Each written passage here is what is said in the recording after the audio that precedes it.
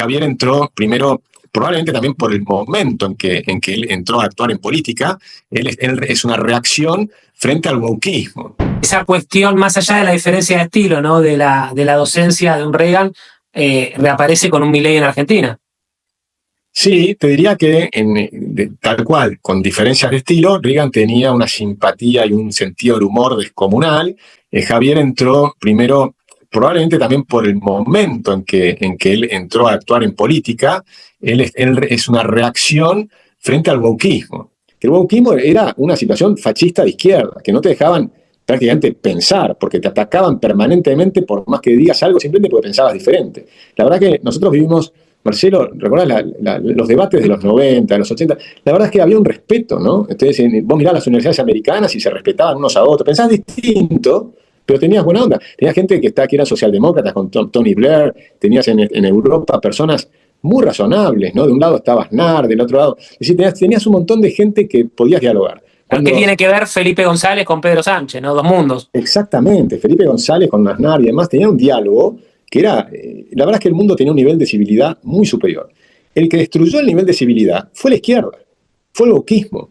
Eso es lo que hay que comprender. El wokismo se volcó a ser fascista, y fascista es que no te deja pensar distinto, que no acepta una opinión diferente, y que dice hay una sola forma de pensar, y dice esa es la forma científica. Y cuando la ciencia lo que hace es justamente avanzar porque hay personas que piensan distinto, y que ponen en duda el consenso de la sociedad, y que no existe en la ciencia el consenso. Y ellos dijeron, no, hay un consenso científico en la ideología de género, en el cambio climático, en un montón de cosas, que no te permitía dudar de lo que ellos decían.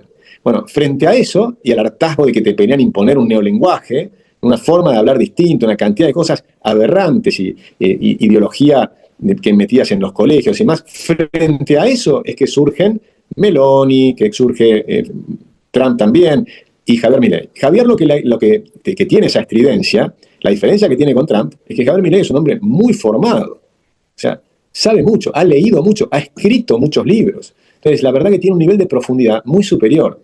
Muchas veces un empresario puede ser muy exitoso, pero una empresa es algo mucho más simple que la economía o la política. Vos lo sabés muy bien, Marcelo, la economía y la política son fenómenos muy complejos.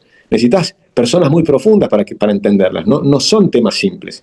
Las empresas son complicadas, pero la economía en su conjunto o la política en su conjunto es enormemente más complicado. Entonces son formas distintas de pensar para poder entender una cosa y la otra. Yo creo que eso fue parte del problema que tuvo Macri, que tomó una cantidad de CEOs y creían que con eso iba a funcionar bien el gobierno. Y no es así. Tenés que entender, tenés que haber leído la escuela del Public Choice, tenés que haber leído la escuela austríaca, tenés que haber leído la escuela de Chicago, tenés que entender de economía. No se aprende en 2 minutos. Son temas que nos llevan décadas de aprendizaje. Ni siquiera es una carrera de 6 años. Cuando terminás la universidad y seguís aprendiendo. Yo al día de hoy sigo aprendiendo y uno además tenía que aprender.